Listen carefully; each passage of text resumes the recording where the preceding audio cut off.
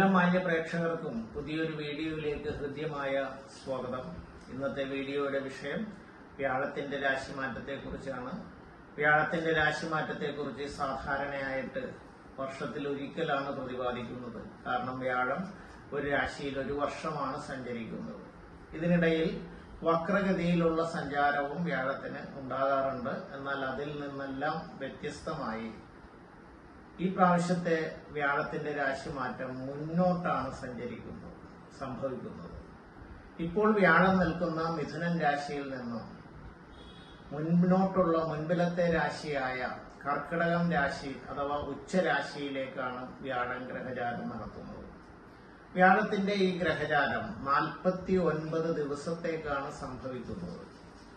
അതായത് 1201 തുലാം 1 മുതൽ വൃശ്ചികം 18 വരെയുള്ള കാലയളവിലാണ് വ്യാഴം ഈ രാശിയിൽ സഞ്ചരിക്കുന്നത്, കർക്കിടകൻ രാശിയിൽ സഞ്ചരിക്കുന്നത്. വ്യാഴത്തിന്റെ ഈ രാശിമാറ്റം മൂലം കുംഭൻ രാശിക്കാർക്ക് വന്നു ചേരുന്ന ഫലങ്ങളെക്കുറിച്ചാണ് ഈ വീഡിയോയിൽ പ്രതിപാദിക്കുന്നത്.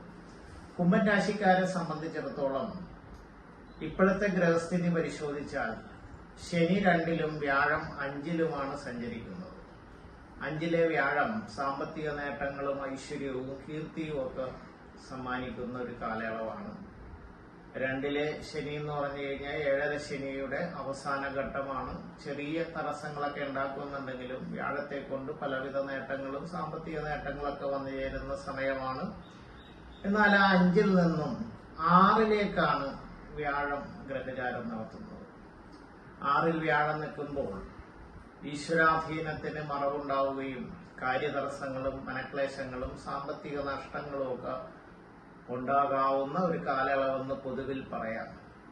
എന്നാൽ വ്യാഴമാറ്റത്തെ വിലയിരുത്തേണ്ടത് വ്യാഴം നിൽക്കുന്ന രാശിയെ മാത്രം ആസ്പദമാക്കിയല്ല, വ്യാഴത്തിന്റെ ദൃഷ്ടി അഥവാ വ്യാഴം ദൃഷ്ടി ചെയ്യുന്ന രാശികളെ കൂടി ആസ്പദമാക്കി വേണം എന്നുള്ളതാണ്.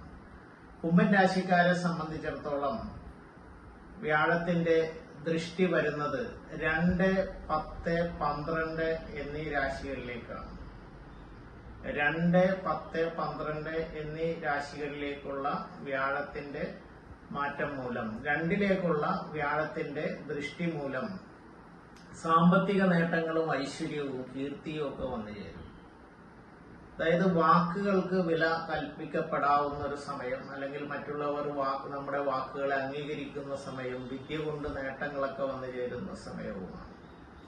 10 എന്ന് പറഞ്ഞാൽ കർമ്മസ്ഥാനമാണ്. കർമ്മസ്ഥാനത്ത് പലവിധത്തിലുള്ള പ്രതിസന്ധികളും നേരിട്ടുകൊണ്ടിരുന്ന ഈ രാശിക്കാർക്ക് അതെല്ലാം മാറി കർമ്മരംഗത്ത് ഉയർച്ചയും സാമ്പത്തിക നേട്ടങ്ങളും അംഗീകാരങ്ങളൊക്കെ വന്നു ചേരുന്ന ഒരു കാലയളവായിരിക്കും ഈ 49 ദിവസം. പിന്നീടുള്ളത് 12-ലേക്കാണ് ദൃഷ്ടി വരുന്നത്. 12 എന്ന് പറഞ്ഞാൽ വ്യയമാണ്, എക്സ്പെൻസ്, ചെലവിന്റെ സ്ഥാനമാണ്. 12-ലേക്കുള്ള വ്യാഴദൃഷ്ടി വളരെയധികം ഗുണപ്രദമാണ്. അതായത് നേരത്തെ അത്യധികമായിട്ടുള്ള ചെലവുകൾ നിയന്ത്രിച്ചു കൊണ്ടുപോകാൻ ഇത് സഹായകമാകും. അതായത് വരവും ചെലവും ക്രോഡീകരിച്ചു കൊണ്ടുപോകാനും അനാവശ്യമായിട്ടുള്ള ചെലവുകളെയൊക്കെ നിയന്ത്രിച്ച് സാമ്പത്തിക സുസ്ഥിരത കൈവരിക്കുന്നതിന് 12-ലേക്കുള്ള വ്യാഴദൃഷ്ടി ഗുണകരമായി ഭവിക്കുന്നതും ആയിരിക്കും. ഈ കാലയളവില് ഈ രാശിക്കാരെ സംബന്ധിച്ചിടത്തോളം വ്യാഴാഴ്ചകൾ അവരവരുടെ മതാചാരപ്രകാരം പ്രത്യേക പ്രാർത്ഥനകൾ നടത്തുന്നത് ഗുണകരമായി ഭവിക്കുന്നതും ആയിരിക്കും.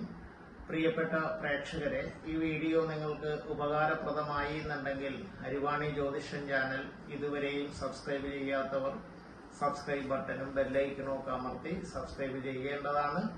ഈ വീഡിയോ നിങ്ങൾക്ക് ഇഷ്ടപ്പെട്ടു എന്നുണ്ടെങ്കിൽ ലൈക്ക് ചെയ്യേണ്ടതാണ്. നിങ്ങളുടെ പ്രിയപ്പെട്ടവർക്കും ബന്ധുക്കൾക്കും സുഹൃത്തുക്കൾക്കുമെല്ലാം ഷെയർ ചെയ്യണമെന്ന് അഭ്യർത്ഥിച്ചുകൊണ്ടും മറ്റൊരു വിഷയവുമായി കണ്ടുമുട്ടുന്നതുവരെ എല്ലാവർക്കും നന്ദി, നമസ്കാരം.